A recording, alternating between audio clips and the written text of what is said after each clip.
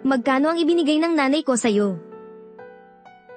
Ano? Anong tingin mo sa'kin?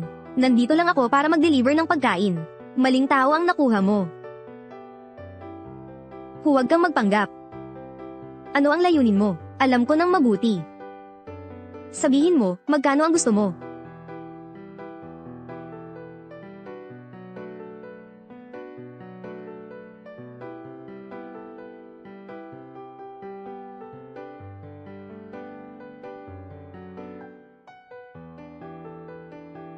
Kunin mo ito. Pumunta ka sa nanay ko. Siyang magbibigay ng perang kailangan mo.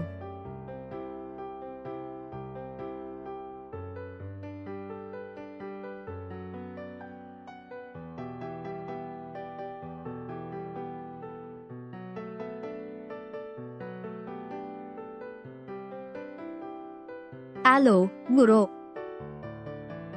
Handa ka na ba sa bayad sa paaralan? Binigyan na kita ng sapat na oras. Handa na ako.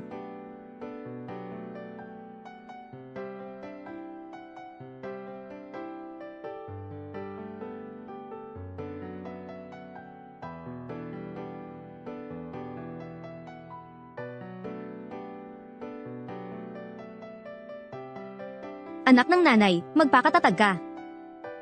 Isang buwan na lang at makikita mo na ang iyong ina. Ginagawa ito ng iyong ina para protektahan kayo.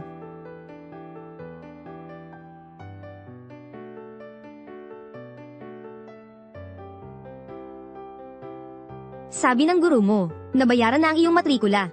Hindi ka napapasok sa paaralan. Gagamitin ang perang iyon para ipakasal ang iyong kuya. Pera ko iyon. Bakit ko kailangang ibigay sa kanya? Ikaw. Dare ka pang sumalungat sa akin. Ngayon, dadalhin kita para ayusin ang iyong pag-alis sa paaralan. Para maibalik ang tuition mo. Maghanda ka ng mag-asawa. Ayokong mag-asawa, gusto kong mag-aral. Ana, makinig ka sa iyong ina. Nakahanap ako ng mabuting mapapangasawa para sa iyo. Nagbigay sila ng 300 milyon bilang dote. Kahit maging professor ka, walang magbabayad ng ganyang kalaking halaga. Nanay, anong tingin mo sa akin? Tingin mo ba sa akin ay isang paninda na ibebenta sa iba? Huwag mong isipin na hindi ko alam. Ang mabuting tao na sinasabi mo ay isang tao na mas matanda pa sa nanay. Nanay, huwag mo nang kausapin siya. Ana, wala kang karapatang magdesisyon. Kailangan mong mag-asawa. Ana, itong batang ito. Sa itsura mong iyan. Buntis ka ba? Oo. Buntis ako. At 9 na buwan na. Malapit na akong manganak. O Diyos ko. Ito ay karma. Isang maganda at birheng dalaga. Hinawakan ng bastard ang katawan niya. Ang 300 milyong dote ko. Paano na ito? Kailangang ipalaglag ang sanggol na ito. Hindi pwedeng ipalaglag. 9 na buwan na. 5 buhay na ito. Baka makulong ka.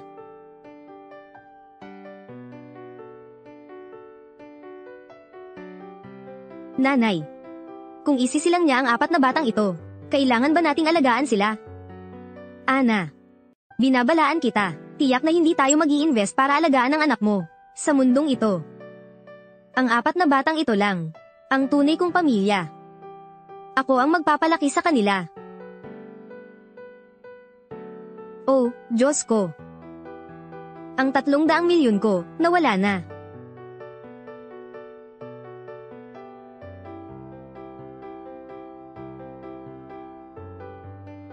Tulungan niyo ako. Tulungan niyo ako. Iligtas niyo ang mga anak ko. Nasaan ka? Bilisan mo, pumunta ka na para iligtas ang ating anak.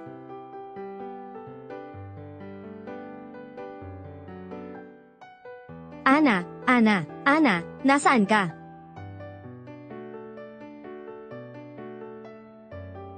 Wai Chun, dali, iligtas mo ang anak mo. Wala akong anak. Noong gabing iyon, natulog ang babae sa iyo sa bar. Siya ay nagdadalang tao. At siya ay nagdadalang tao ng 4. Ngayon, dumaranas siya ng matinding pagdurugo. Anong sinasabi mo? Ipadala mo sa akin ang resulta ng DNA test. Liu Waichun, bakit hindi ka nag-aalala kahit kaunti? Sila ang 4 kong apo. Mabilis kang pumunta at tingnan. Kung may mangyari, huwag ka nang bumalik. Kung hindi ka pupunta, ako na ang pupunta. Nanay. Tinanggap niya ang pera mo. Bakit ko siya dapat tulungan? Ano bang nangyayari dito? Hindi tama. Kailan ko siya binigyan ng pera? Hindi ko pa siya nakikita. Noong gabing iyon. Yung delivery girl, hindi ba ikaw ang nagayos? Oh Diyos, nag-hire lang ako ng nagdadala. Bigyan kita ng kaunting damit para magdagdag ng ambience. Hindi ko pa nga alam kung lalaki o babae ito. Talaga bang nagkamali ako sa kanya? Nurse, hindi na kami pupunta sa ospital. Gusto naming umuwi. Bakit hindi pwede? Kailangan ng pasyente ng agarang blood transfusion. Bakit hindi tayo makakauwi? Ito ang anak na babae ko. Sino ang magbabayad sa ospital pagdating natin? Hey! Bumaba ka na. Hey driver, huminto ka. Ayaw na naming pumunta sa ospital. Huminto ka na. Nurse, sabihin mo sa kanya na huminto. Ito ay naging walang pagkabirhen. Ngunit humihingi ka ng 300 milyon sa kasal. Balak mo ba akong lokohin? Jilin, huwag magalit. Pera sa kasal na maaari nating makipag-ayos. Kita mo, mas matanda ka rin. Ngunit walang mga anak, maaari siyang manganak ng 4 na anak para sa iyo. Ano ang sinasabi mo? 4 na anak? Wala akong sapat na pera para alagaan sila. Maaari tayong makipagkasunduan tungkol sa dowry. Sa tingin mo, okay na ang 100 milyon. Shenming, dalhin mo siya sa bahay ni Tito Lin. Ayoko pumunta. Hindi ako aalis. Ngayon, dadalhin namin siya sa bahay mo. Sandali lang. Nag-isip na ako. Ito ay isang walang kwentang kasunduan. Matanda na ako at may 4th na anak na dapat alagaan. Anong silbi niyan? Kung magpapalaglag siya, dalhin mo siya dito. Oo, alam ko na. Dadalhin ko siya sa ospital agad. Nanay. Sayang naman ang pera. Itong 4 na bata, parurusahan ko sila. Hawakan mo siya. Tama nga, napakatalino ng anak ko. Ang aking anak. Huwag niyo siyang hayaan mawalan ng buhay. Maghintay ka muna. Hintayin mo ako. Pamilya ng Shen, hindi kayo takot na patayin siya. Kung masyado ka pa ring nagsasalita, ang 4 na bata na ito ay itapon sa harap ng iyong bahay. Kung gusto mong sisihin ang 4 na batang nagkamali ng pagkakatawang tao. Nahadlangan ang aking negosyo. Maging panatag ka at umalis ka na.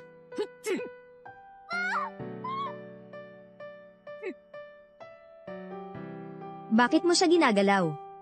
Wala ka bang takot sa buhay mo? Pasensya na. Nahuli na ako. Nang gabing iyon, hindi talaga ako dumating upang maglingkod. Alam ko, ako ang mananagot.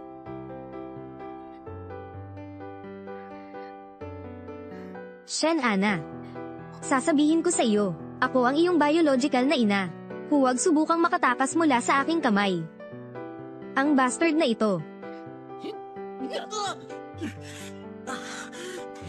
Shen Ana, ngayon kung maglakas loob kang sundin ang taong ito, tiyak na mamamatay ka, nang ahas kang bantaan ang hipag ko.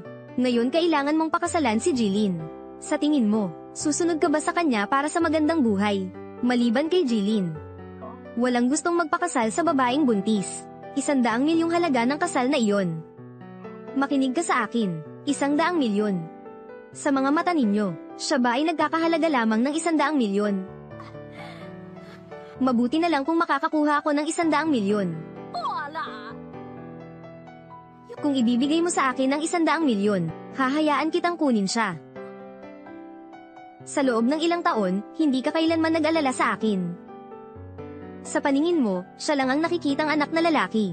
Ang mga gastusin at bayad ng aking pag-aaral ay pinaghahanap ko rin. Wala itong kinalaman sa inyo. Huwag mo akong gamitin para sa pera. Kung hindi kayo magbibigay ng pera sa akin,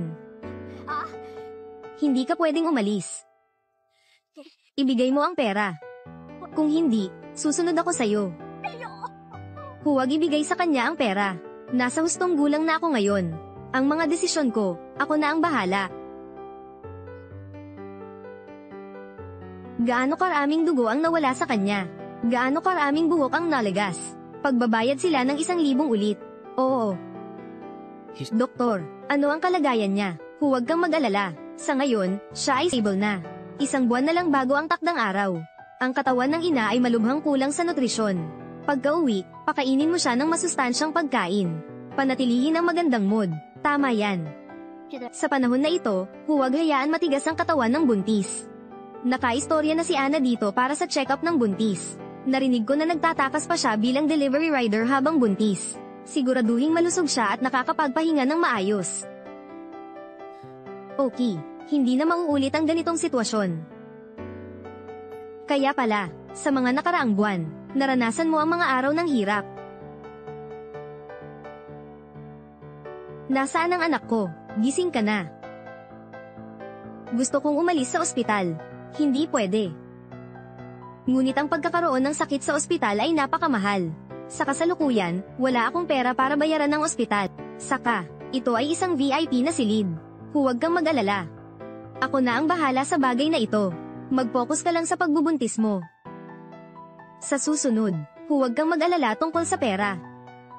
Magpahinga ka lang. Hindi ko hayaan ang 4 na bata na maging burden sa iyo. Maniniwala ka sa akin. Ako ang mananagot para sa iyo at sa ating mga anak. Magpahinga ka. Anak na babae ko, ginaisang ka na ba? Dinalhan kita ng masustansyang sabaw. Nako, ang payat mo naman. Uminom ka na ng sabaw para bumawi. Nanay, nako.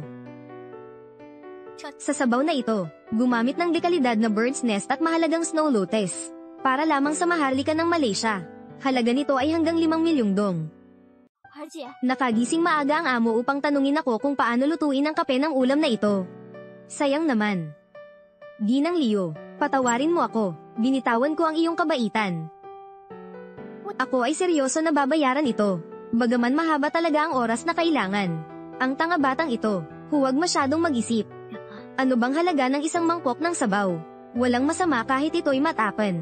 Sa susunod, gagawan kita ulit. Ang kayamanan mo ay nasa iyong tiyan. Bukod dito, ito ay 4 na kayamanan pa. Ang aking hipag, ikaw ang may malaking ambag sa pamilyang Leo. Tama si Jiang Yao. Ikaw at ang bata ang pinakamahalaga. Sa mga nakaraang araw, kailangan mong alagaan sila ng mabuti. Oo. Maligayang pagdating sa batang Ginoo sa bahay. Naghihintay na sa iyo ang ginang sa loob. Oh Diyos ko, Ana, dito ka na agad. Ana, ngayon ang unang araw mong umuwi. Naghanda ako ng regalo para sa pagtanggap.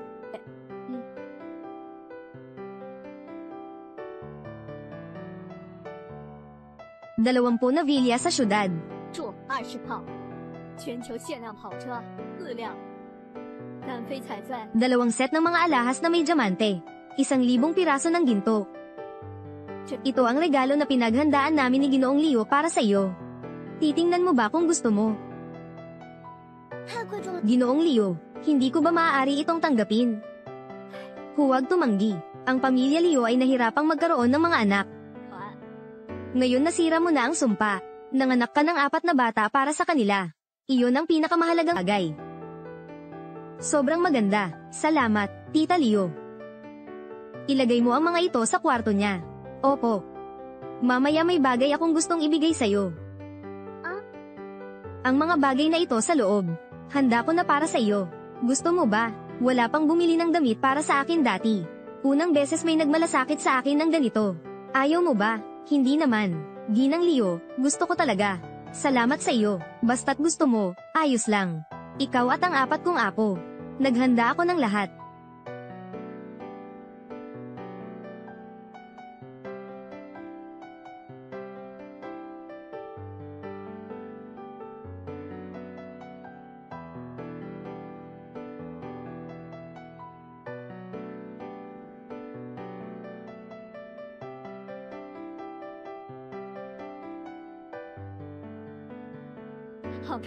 Napakaganda, di ba? Bibili pa ako ng mga gamit para sa 4 na bata.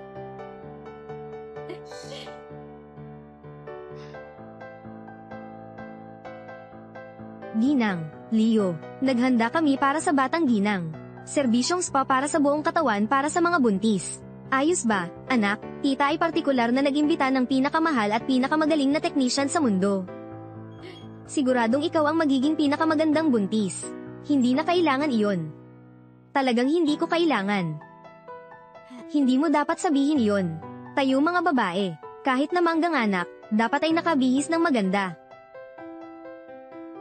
Buwis, saan nakalagay ang damit ng ginang? Ipapadala sa silid ni Waichon. Maninirahan sina Ana at Waichon ng magkasama.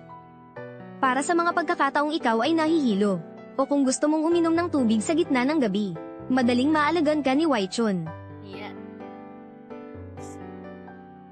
Maninirahan tayong magkasama, syempre. Ngayon, buntis ka, napakaabala. Kung kasama si Waichon, alagaan ka niya. Hoy. Maaari mo bang alagaan ng mabuti si Ana? At ang 4 kong apo. Si Ana. Kung hindi siya maayos mag-alaga sa iyo, sabihin mo lang sa akin. Tutulungan kita na disiplinahin siya.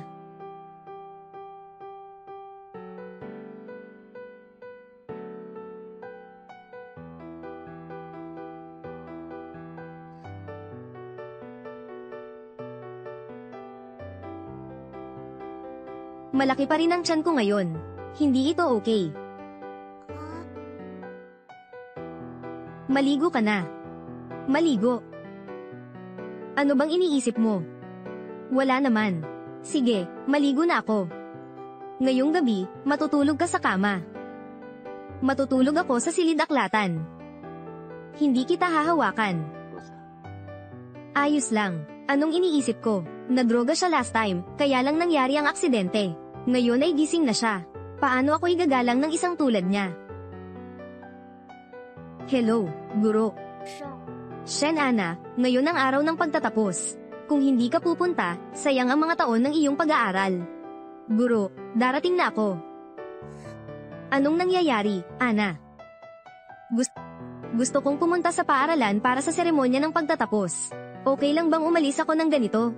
Tama nga, buntis ka kasi. Kung sakaling may mangyari, sasaktan ka at ang 4 na anak. Ngunit, dito ka na lang at magpahinga. Maging mabuti, ginagawa ito ng tiyuhin at tiya para sa iyo. Oo nga. May meeting ako mamaya, saktong dumaan ako sa paaralan ni Ana. Ihahatid kita. Talaga. Pero, huwag kang mag-alala, ihahatid ka ni Waichon. Kami ay ganap na tiwala. Tara na.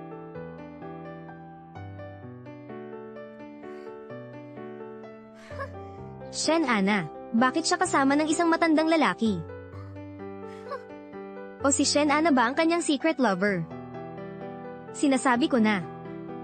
Siguradong may mga paraan siya para akitin ang mga lalaki. Tara na, bigyan mo siya ng aral. Ayos lang ba na mag-isa ka?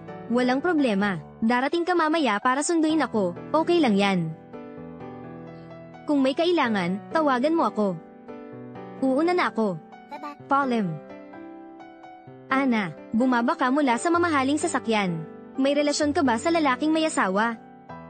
Tingnan mo ang itsura niya. Anong lalaki ang gustong mag-alaga sa kanya?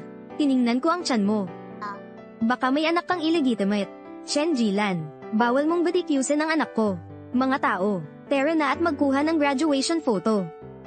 Guro, ayokong tumayo sa tabi niya. Si Shen Ana ay nagpakasal sa isang matandang lalaki dahil sa pera. Tingnan mo ang tiyan niya. Talagang nakakahiya sa atin. Tama ka, guro. Ang graduation photo ay dapat itatago habang buhay. Kung kailangan kong mag-post kasama siya, hindi ako magpapapicture. Hindi rin ako magpapapicture. Hindi na ako magpapapicture. Shen Ana, sa kasalukuyan, ikaw ay buntis, medyo malaki ang tiyan mo. Magpahinga ka na. Propesor, kapag buntis ba ako, dapat akong hamakin. Naroon ang pagiging diskriminatorya. Ano bang discrimination? Alam mo ba ngayon, ang pinakamalaking pondo ng paaralan? Ang direktor ng kumpanyang Leo ay darating. Kung makita niya kang ganyan, siya ay isisi sa amin na may masama tayong kultura, at bawiin ang investment. Sige, Propesor, aalis na ako.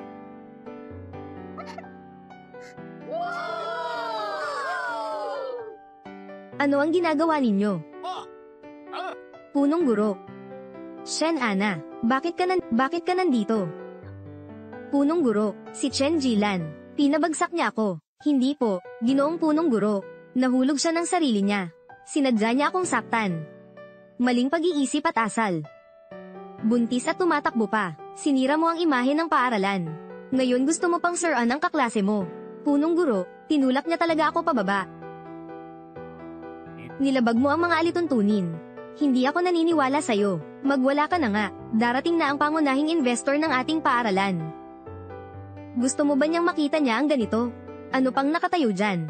Alisin mo siya. Bitawan mo ako. Sino ang nangahas na mambuli sa kanya? Bitawan mo ako.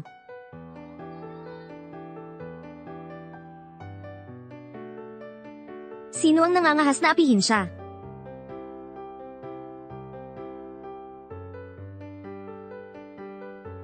Ayos ka lang ba? Hindi ba't nandyan ka na sa kumpanya?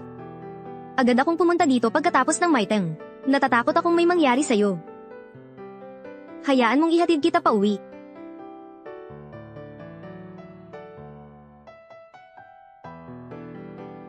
Ginoong Leo, hindi ko alam na si Ana ay asawa mo. Pasensya na sa inyo. Kinakatawan ko ang mga nagkamali. Pasensya na sa inyo. Pasensya na. Kung hindi tuwid ang itaas, baluktot ang ibaba. Hindi na kami mamumuhunan sa makasalanang paaralang ito. CEO Leo, patawarin niyo kami kahit minsan. Tapos na.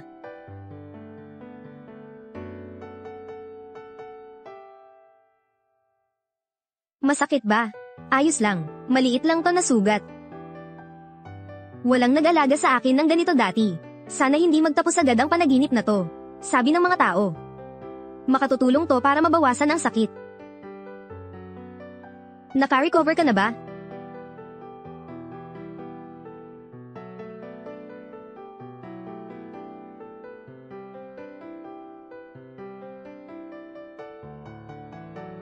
Huwag kang umiwas.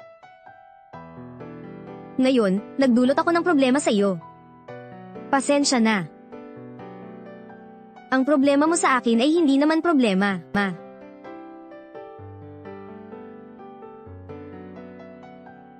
Nasaan ang singsing na ibinigay ko sa iyo? Nahulog ako sa kantin noon. Nawala ko ito nang di sinasadya. Huwag mag-alala, siguradong babayaran kita. Nawala na, wala na tayong magagawa. Nangyari na iyon. Huwag nang mag-isip ng labis. Huwag mo nang hayaang mawala ito muli. Pangulo at Ginang, panahon na upang alagaan ang buong katawan.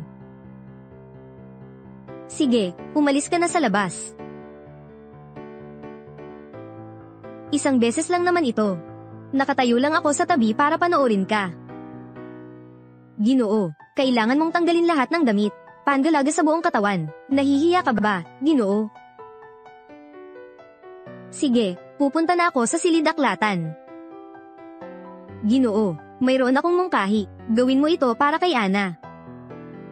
Kung maayos ang relasyon ng mag-asawa, mas magiging maganda ang kanilang anak. Alagaan mo ang katawan ng iyong asawa. Makakatulong pa ito sa inyong relasyon. Hindi na. Kaya ko na ito. Ginoo. Iba pang mag-asawa, lahat ng asawa ay sariling gumagawa ng therapy para sa kanilang kabiyak. Ana, huwag kang mahiya. Hindi ito kinakailangan, magagawa ko ito ng mag-isa. Gagawin ko. Paano ito gamitin? Ipahid ang langis na ito sa buong katawan. Masahihin para ma-absorb. Ito, hindi lang ito makapag-aalaga ng balat, makatutulong itong bawasan ang stretch marks. Partikular sa mga binti, sa dibdib, puwit.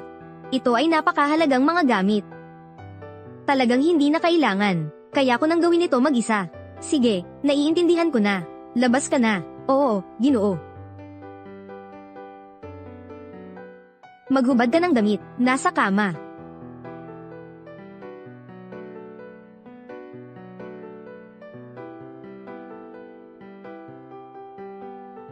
Humiga ka.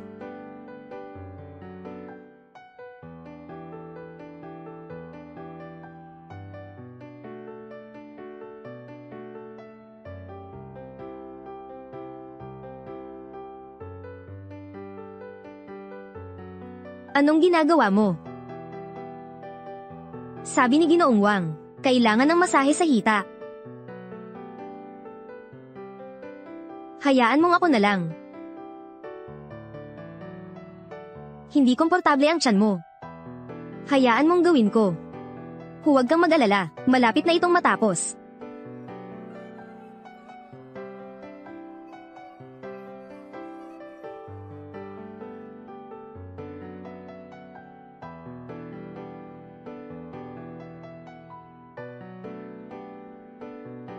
Hindi pa ba tapos? Hindi pa.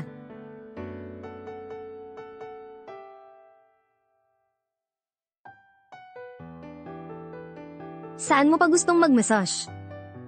Dibdib. Hindi pwede. Maging mabuti. Ito ay para sa iyong kapakanan. Ngayon, huminto tayo dito. Medyo napagod din ako. Walang masama sa pagkakaroon ng mas kaunting massage. At higit pa, hayaan mong imasahe ko muna ang iyong balikat. Sige.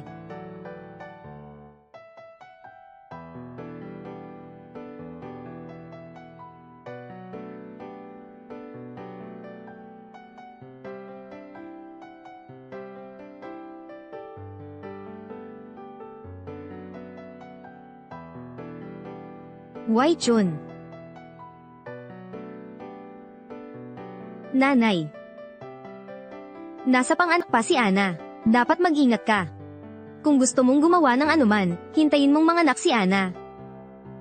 Kung pasasaktan mo ang aking manugang at ang 4 kong mahal na apo, paparusahan kita. Alam ko na yan, Mama. Pero mangyari ulit, pwede mo bang kumatong bago pumasok? Okay, lalabas ako muna. Hindi na kita guguluhin para magpahinga.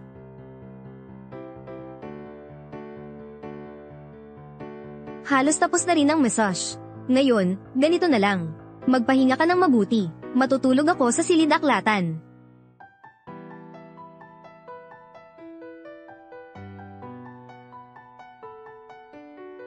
Napakabait niya. Pero kung hindi dahil sa bata sa tiyan ko, siguradong hindi siya makikipag-usap sa akin.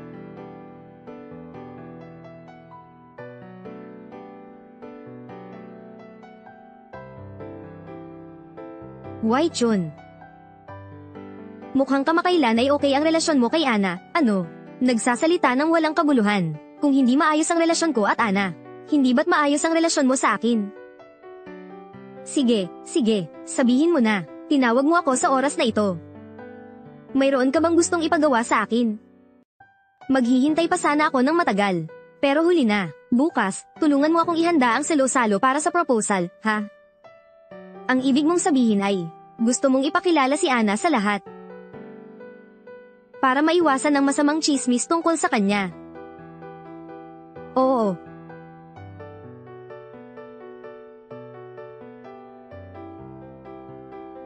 Wai Chun. Nasaan na ang iyong jade ring? Binigay ko na ito kay Ana. Alam ng lahat.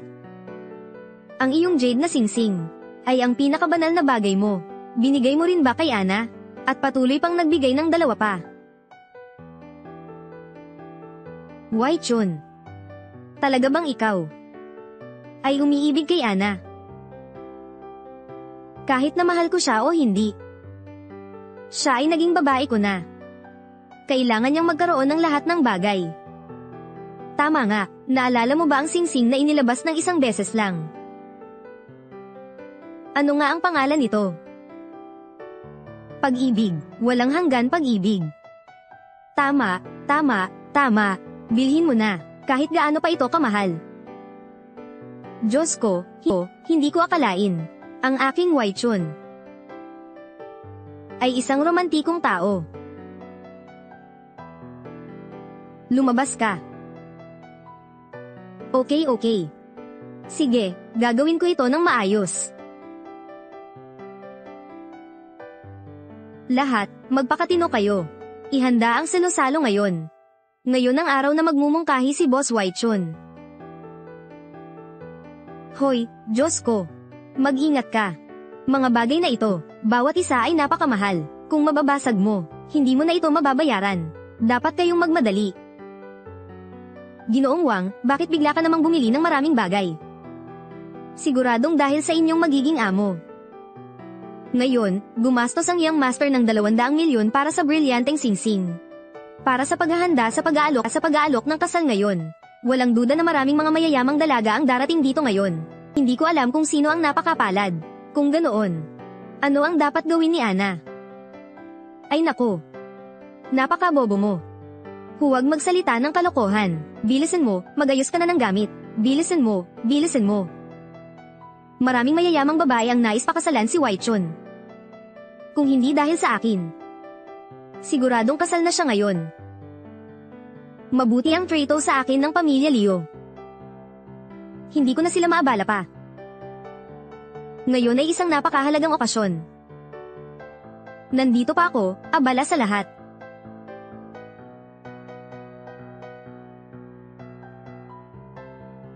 Si Wai Chun ang nag-organisa ng selusalo na ito.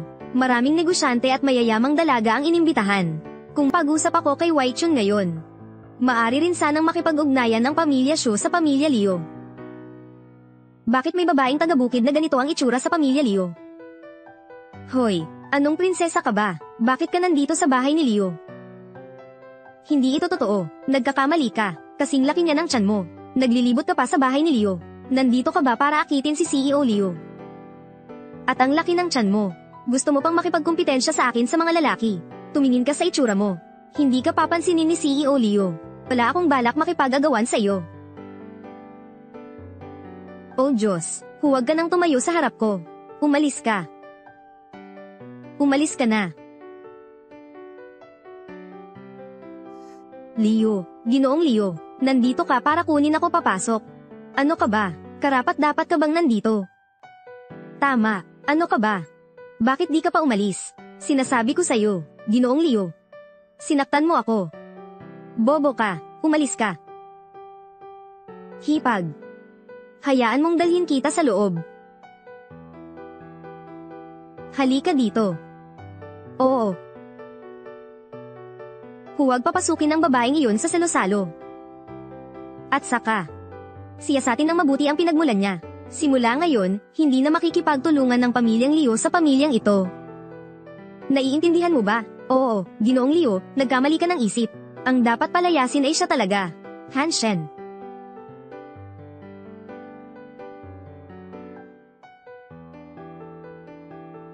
Hipag. Pasensya na at natakot kita.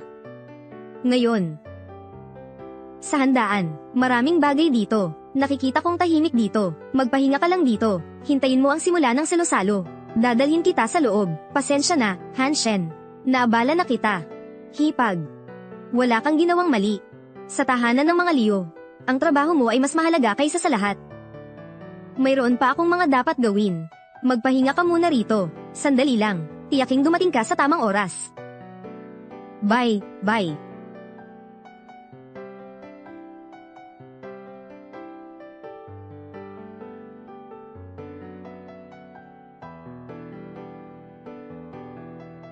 Wow, Chen Jilan. Ito ba ang iyong kasintahan? Ang ganda ng tambalan nyo. Chen Jilan, mabilis, ipakilala mo kami. Ito ang aking kasintahan. Siya ang business director ng Liu Group. Inimbitahan siya ng CEO Liu na dumalo sa party. Sobrang naiinggit ako sa'yo. Isang beses na nagtapos ka, may stable na trabaho ka na. Narinig niyo na ba ang balita? Isang masamang babae. Dahil sa pagnanakaw, siya ay itinaboy palabas. Nagkaroon siya ng gulo sa harap ng bahay ng mga Liu. Maraming mamahaling alahas ang bahay ng mga Liu. Kung marami ang mahalaga, tiyak marami rin ang mga ito. Siyempre, madaling makakuha ng atensyon ng magnanakaw. Nagtangkang magnakaw sa bahay ng mga Liu. Ang taong iyon ay talagang sawa na sa buhay. Ang mga handle lang ang gumagawa ng ganyan. Mahal, sinabi mong malapit ka kay Liu Wai Chun. Maaari mo ba akong ipakilala sa kanya mamaya? Siyempre, mamaya na lang. Ipinakikilala kita sa ilang sikat na tao. Palawakin ang pananaw. Salamat, asawa.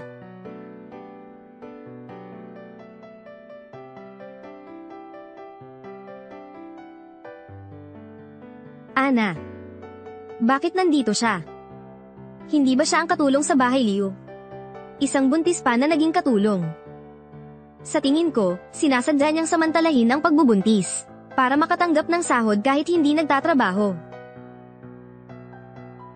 Huwag kang mag-alala, hindi kita papabayaan na maghirap. Ang bait mo talaga. Hey Ana, hayaan mong ipakilala kita. Ito ang boyfriend ko, ang business director ng Leo Corporation. Bibigyan niya ako ng magandang buhay. Hindi katulad mo, malaking tiyan pero nagtatrabaho pa rin. Nakakalungkot. Oh, congrats sa'yo. Sandali lang. Pakilinis nga ng sapatos ko. Hindi ako katulong. Bakit ko lilinisin ang sapatos mo? Ako ang espesyal na bisita ngayon. Kung hindi mo ako mapasaya, iuulat ko ito kay CEO Leo para tuluyan mong iwanan ang trabahong ito. Mahalaga kay Waichon ang selosalo na ito. Hindi ko maaring sirain ito.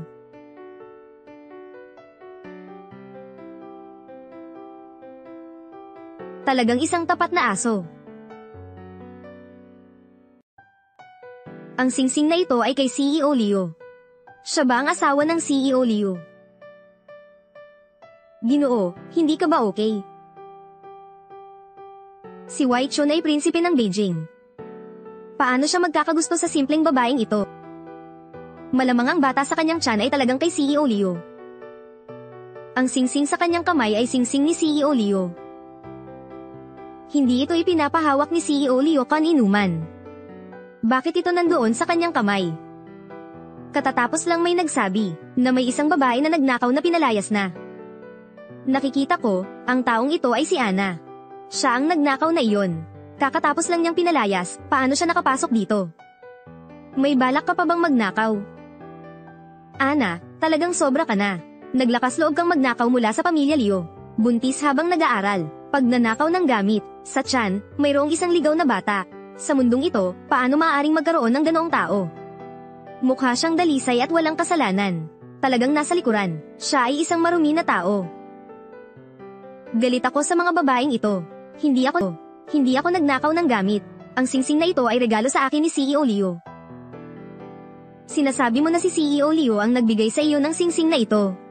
HMPH, nakakatawa talaga. Kung magbibigay ka ng dahilan, dapat makatwiran ito. Magtataka si CEO Leo tungkol sa singsing. Kunin natin ang singsing. Tanggalin mo ang singsing. Gusto kong ibalik ito kay CEO Leo. Ito ay akin. Bakit mo ito ninakaw? Chen Jilan, sobra ka na. Kung personal kong ibibigay ito kay CEO Leo, tiyak na magpapahalaga siya sa akin. Ito ay akin. Ana, tumingin ako sa tiyan mo. Malapit ka na bang manganak? Anong balak mo? Narinig ko na mahalaga ang prenatal education. Ang ina na gumagawa ng mga maruruming bagay na ganyan, ay magtuturo ng masama sa bata. Ngayon, ituturo ko sa iyo kung paano mamuhay ng mabuti, para ang bata na isisilang ay hindi maging sakuna. Umalis ka. Achong, tulungan mo akong pigilan siya. Bitawan mo ako. Magaling ka talagang magnakaw. Ngayon, sira-sirain ko ang kamay mo. Tandaan mo ito.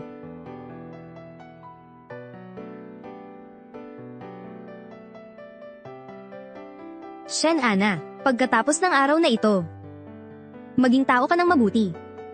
Naiintindihan mo ba? Huminto ka. Ana, pagkatapos ng araw na ito, mabuhay ka ng maayos. Naiintindihan mo ba? Huminto.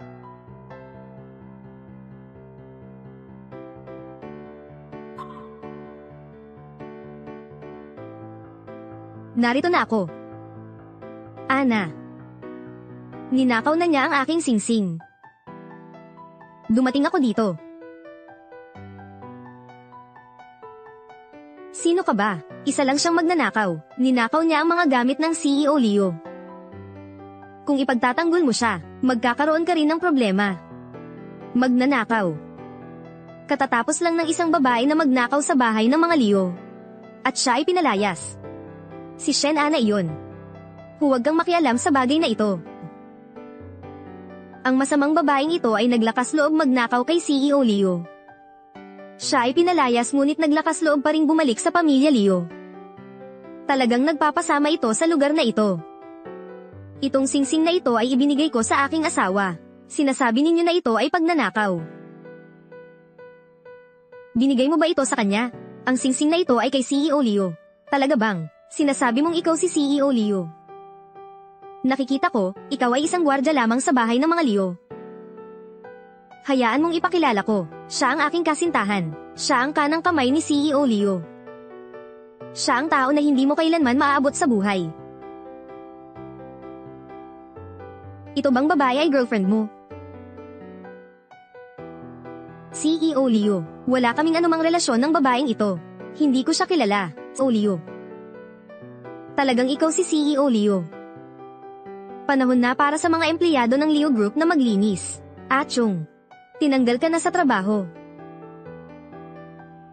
Pakiusap, sir, bigyan niyo po ako ng isa pang pagkakataon. Ginoo, bigyan niyo po ako ng isa pang pagkakataon. Umalis ka na, hindi nag-aalaga ng aso ang pamilyang Leo, hindi nakakakilala ng amo. Alam ko talagang mali ako. Itong masamang babae na ito, niloko ako niya para gawin ito. Alam ko talagang mali ako. Hindi ba siya ang girlfriend mo? Anong girlfriend? Hindi ko naman siya kilala. Achong, bakit mo ako nasasabihang ganyan? Umalis ka, mabangis na tao. Sobrang ingay. Dalhin mo sila, ayaw ng asawa ko na makita sila. CEO Leo, nagkamali ako. Nakahiling ako, bigyan mo ako ng isa pang pagkakataon.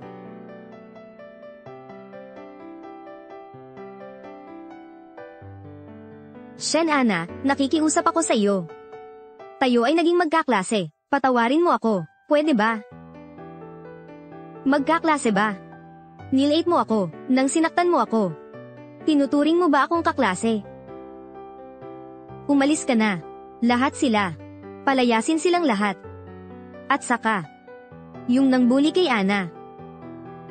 Kanselahin ang lahat ng pakikipagtulungan sa kanila. Nagkamali ako, CEO Leo. Patawarin mo ako.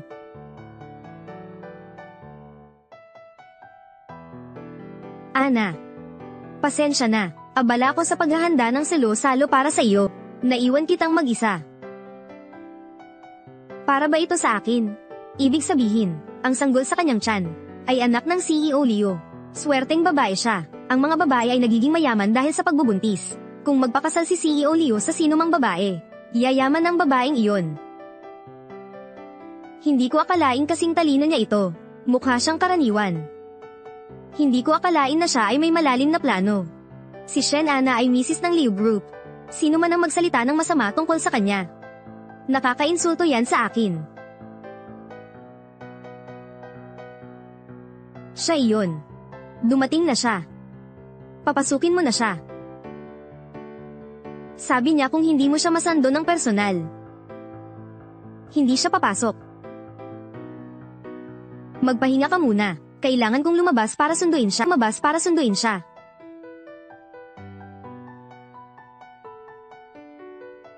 Liu Waichun, sino ba talaga ang mahalaga sa'yo ng ganito? Kailangan mong personal na sunduin siya. Bihira kong makita siyang masaya ng ganyan. Siguradong importante siya kay Waichun.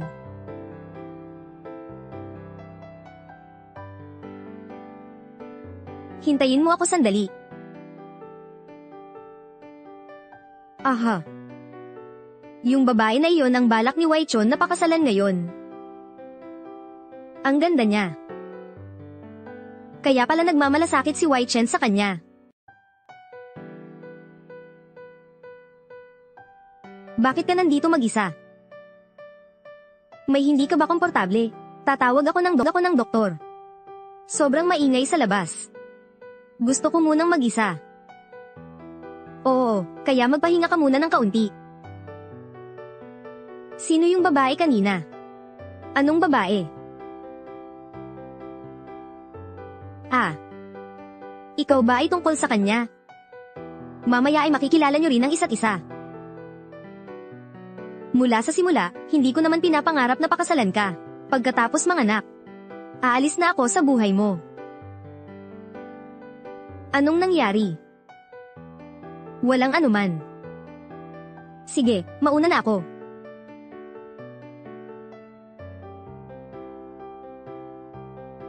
Marunong ka pang uminom. Siyempre.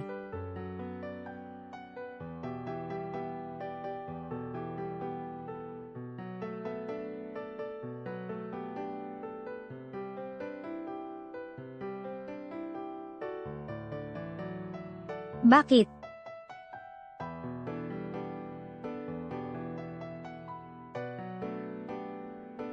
Mukhang may magandang palabas ngayon. Si Liu Soyi ay kayamanan ng pamilya Liu. Isang gintong sanga at mamahaling dahon. Sobrang layaw niya.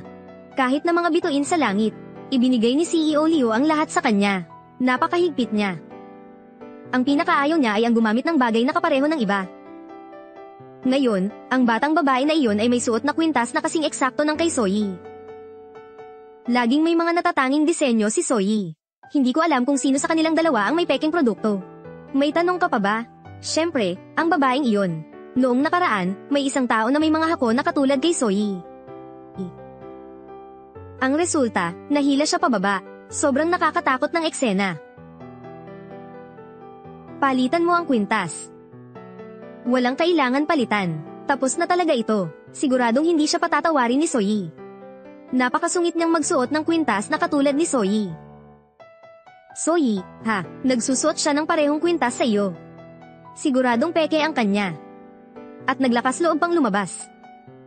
Nakakahiya talaga. Kung ako siya, ibibitin ko ang sarili ko sa kwintas na iyon. Tumahimik ka. Kayong mga mababang tao, nangangahas kayong magsalita ng ganito sa harap ko. Mag-ingat kayo, baka putulin ko ang mga wika ninyo at ibigay sa aso. Ang kwintas ni Ana. Ako ang naghanda para sa kanya. Kung maririnig ko pa, ang sinasabi ninyong masama tungkol sa kanya. Babasagin ko ang mga bibig ninyo. Spoiled siya simula pagkabata, huwag kang mag-alala. Ang kwintas na ito ay alahas na pinili ko ng maingat, na ipinagawa ng isang banyagang designer. Partikular na gumawa ng dalawang magkapareho. Ano ang ibig mong sabihin? Alam kong magiging maganda ito sa iyo. Mas maganda pa kaysa sa akin kapag sinuot mo ito. Napakamarangya mo. Talagang bagay kayong dalawa ni Liu Waichun. Hindi ako karapat-dapat. Ha? Ikaw at siya.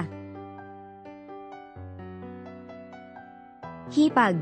Siya ang kuya ko. Sa tingin mo ba ako at si Waichun ay may relasyon? Nagseselos ka ba sa likod? Wala akong ganun. Ana. Ang party na ito ngayon ay inihanda para sa iyo. Pero hindi ba't sinabi mong naghahanda ka para sa iyong magiging asawa? At naghahanda ka rin ng isang singsing para sa kanya. Waichun, ang mga bagay na hiniling mo na ipaghanda ko, natapos ko na. Kunin mo ito. Iniibig kita lamang.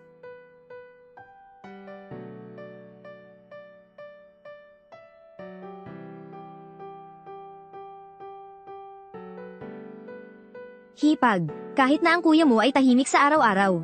Pero, marami siyang itinatagong mga bagay sa kanyang puso. Sa katunayan, sobrang nagmamalasakit siya sa iyo. Ito ang unang pagkakataon na nakita kong nagmamalasakit siya sa isang babae ng ganito. Oo, Hipag. Simula nang magkaroon ka ng aksidente sa paaralan, inorganisa ni Waichun ang salo-salo na ito. At sa pagkakataong ito, ay po-announce niya ito sa lahat. Na ikaw ang tanging reyna ng pamilya Liu. Mula ngayon, walang sino man ang manghihimasok sa iyo. Bakit ka pa nandyan? Mabilis, isuot mo na ang singsing kay Ana. Oh.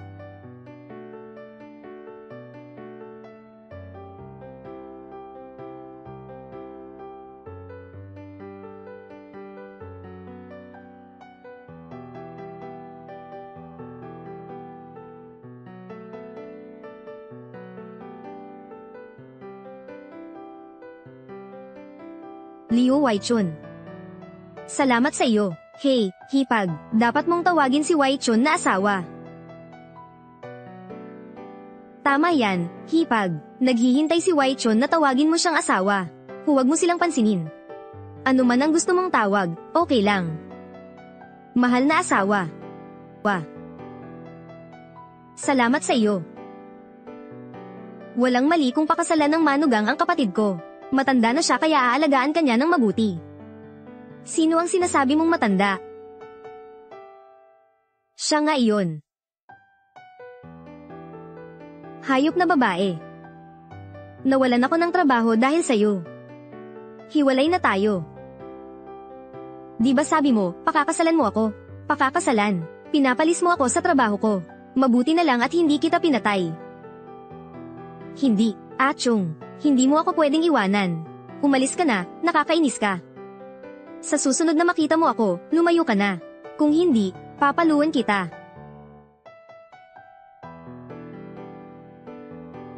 Shen Ana. Mas maganda ako sa'yo. At mas matalino pa. Bakit sa huli, ako pa ang talo sa'yo? Hinding-hindi kita mapapatawad.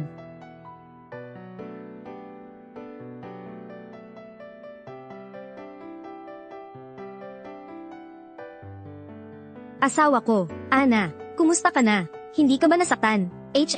ayos lang ako. Nadulas lang ako at natapon ng gamit. Walang problema ay maayos. Opo. Mula noon hanggang ngayon, wala pang nag-aalaga sa akin ng ganito. Ang bait-bait mo sa akin. Asawa na kita ngayon. Ang pinakamahalaga sa akin.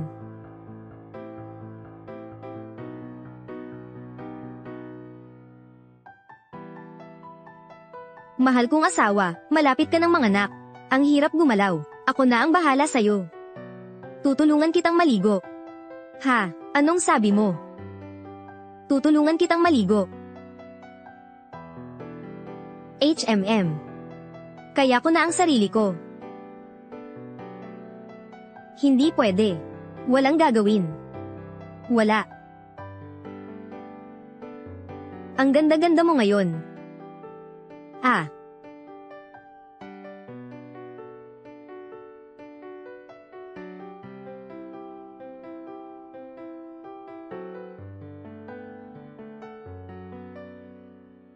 Hindi pa pwede ngayon. Huwag kang mag-alala, alam ko ang limitasyon ko.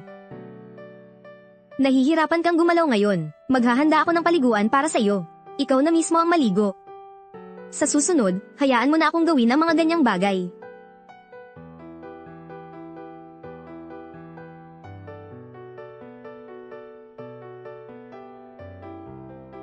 Sa kama ka matulog, sa sofa ako matutulog. Pagod ka na sa trabaho. Bakit ka matutulog sa sofa? O kaya, matulog ka na lang sa guest room. Dapat nasa tabi mo ako para alagaan ka. Mahalaga ang yugtong ito ngayon. Hindi ako komportable na iwan ka mag-isa. Sige.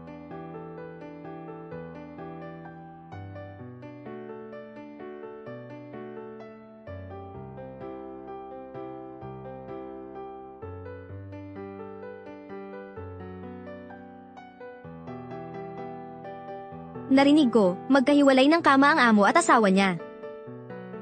Napakahirap naman para sa buntis na ginang. Marami ng lalaking nangangalo niya habang buntis ang asawa ngayon. Tama, buntis ang may bahay. Hindi pwedeng makipagtalik ang amo. Paano niya matitiis? Mag-ingat po kayo, ginang. Maraming lalaki ang hindi kayang pigilan ng tukso kapag buntis ang asawa. Siguradong hindi naman ganoon ang amo. Lalaki rin naman ang amo. Ang mga lalaki ay hindi kayang pigilan ang kanilang pagnanasa. Bumalik na kayo sa trabaho. Bakit kayo nagkukumpulan at nag-uusap dito? Ginang Ana. Why Chun, tiyak na hindi siya ganoong klaseng tao. Naniniwala ako sa kanya. Ginang Ana. Butler Wang. Samahan mo ako sa labas saglit. Opo, madam.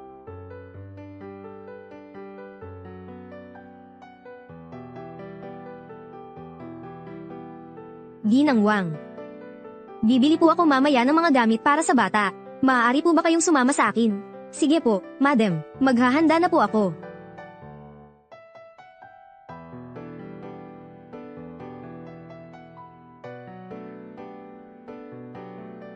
Ano pong ginagawa ninyo rito? Malapit na po ang araw ng panganganak. Ikaw ang asawa ko. Dapat lagi kang nasa tabi ko. Magandang araw po. Isa po kayong VIP na kliyente namin. Pagkatapos nito, may ipapadalang mag-aasikaso sa inyo sa bahay. Pakisabi na lang po sa amin ang inyong impormasyon. Babalik po ako agad. Opo, sige po.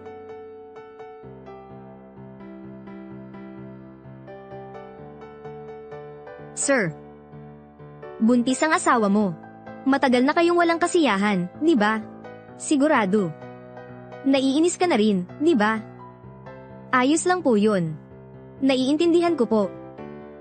Ang asawa mo, puro stretch marks dahil sa pagbubuntis. Sigurado akong nandiri ka rin sa kanya, di ba?